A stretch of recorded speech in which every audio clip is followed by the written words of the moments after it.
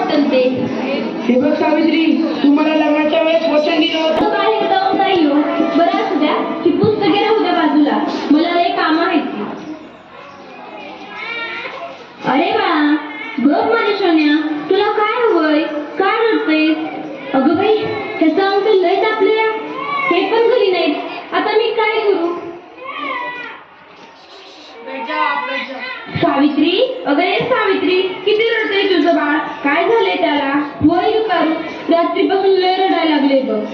काय ठाऊक काय झालंय? अंग बी लय तापलंय. अगं सावित्री, अगं याचं अंग तर इतकं तापलंय. वय पारू, आता मी काय करू? अगं सावित्री, ही तर भूतबाधा आहे. भूतबाधा. काय भूतबाधा? माझ्या लेकराला भूताने झपटले? नाही नाही, असं होऊच शकत नाही. होय सावित्री, असंच झालंय. याच्या पापण्या बघ कशा लाल झाल्यात. मग आता मी काय करू? हे पण घरी नाहीत. अगं तुझं पोरगं लय तापलंय. आता रडत बसू नकोस, वेळ वाया घालू नकोस. आपल्या गावाबाहेर मांत्रिक बाबा आलेत, लय जालीम उपाय करतात ते. त्यांच्याकडे घेऊन जा त्याला.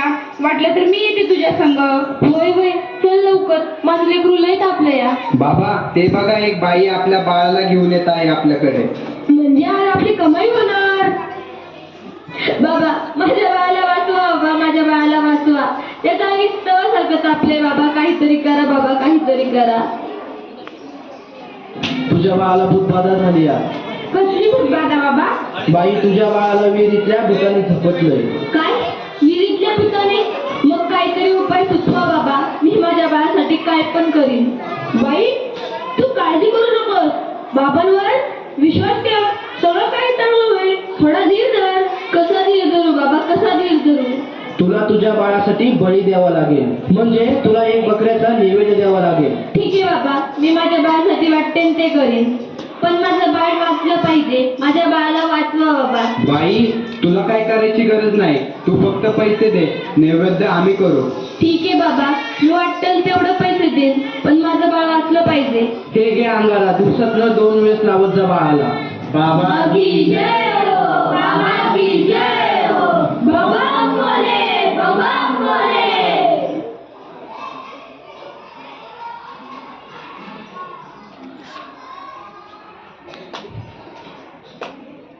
अगं बाई, ह्याचा अजून कसं काही ताप कमी नाही झाला? काल बाबाकडे जाऊन पण काय बी फरक पडला नाही. अगं किती रडताय तो. तुला किती वेळा सांगितलंय त्याला दवाखान्यात घेऊन जा म्हणून, पण तू काय माझं ऐकू नकोस. अहो, ऐका ना, चिडू नका. जरा बघा ना हातात घेऊन, याचा ताप कायच कमी नाही झाला. जरा बघा ना याला काय झालंय ते. त्यावेळी तुला किती वेळा सांगितलं की घरात प्रसूती करू नकोस म्हणून.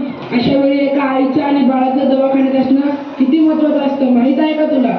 अहो, पण पुरुषाच्या हातून प्रसूती करताना लाज वाटते. कसं वाटतं ते?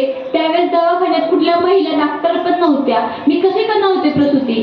अगं याचं अंतर तवासारखं आपलंय. अशी कशी गाफील असतेस तू? अहो, मग काहीतरी करा ना. दादा, लवकर जाऊन वैद्यांना बोलव. हे काय करतेस तू? मी याला देवाचा अंगारा लावतीये. बस कर सावित्री, हा सर्व अंधविश्वास असतो. अहो, जरा विश्वास ठेवा. हे बघा, याचा ताप कमी होतोय. कपाळ पण अगदी थंड पडलं. या बघा ना जरा. उठ ना बाळा, उठ, डोळे उघड. हे बघ, तुझी मम्मी तुला बोलवतीये. उठ ना पिल्लू, आई तुला आवाज देतीये. उठ ना बाळा. काय झालं? अहो, याला काय झालं? हा उठत का नाहीये आणि डोळे पण उघडत नाहीये.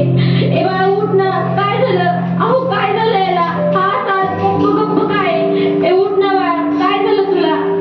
अहो, बघा ना जरा. नाही राहणार मॅडमनी. मी शिकेन, मी नक्की शिकेन. कारण उद्या एखाद्या कुणी आईला उपचाराच्या कमतरतेमुळे आपल्या बाळाला मुकावं लागणार नाही. मी शिकेन, मी नक्की शिकेन. शाबास सावित्री, शाबास. मला तुझ्याकडून हीच अपेक्षा होती.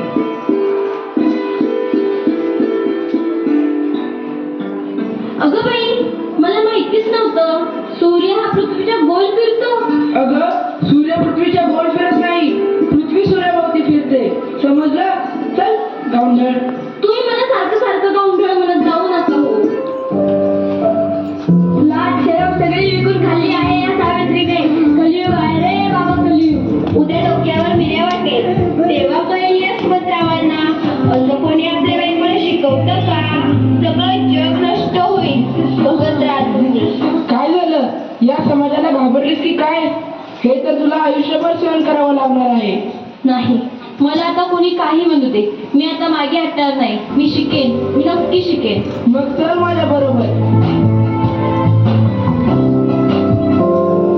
पोस्टमॅन, सुमंतरावांचं घर हेच आहे का? तुमची दिल्लीहून तार आलीये. सावित्री, तुला दिल्लीवरून तार आलीये. तुला दिल्लीला जावं लागेल.